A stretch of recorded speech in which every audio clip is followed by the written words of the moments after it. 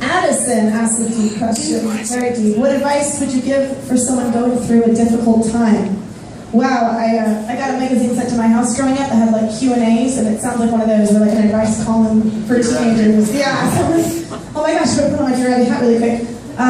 Difficult time, I guess. I don't know what difficult time Addison's going through. Go hunting. Go hunting. Wow. Go kill something.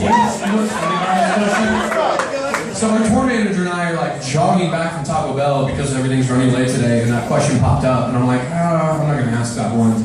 And then Kim was like, no, maybe you should, because maybe there's someone that needs to hear something. And so I already had an answer. Ariel?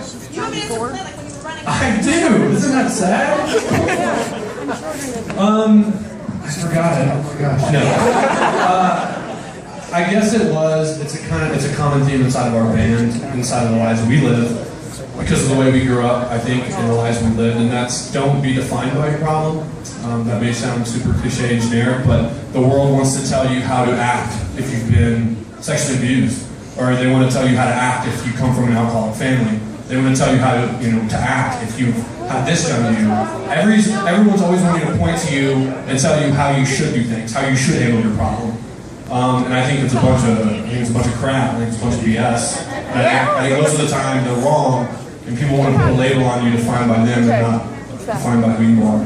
So if I were to give that person any advice, it would be, don't be defined by what other people tell you you're supposed to be. Hopefully that didn't suck, whoever that was.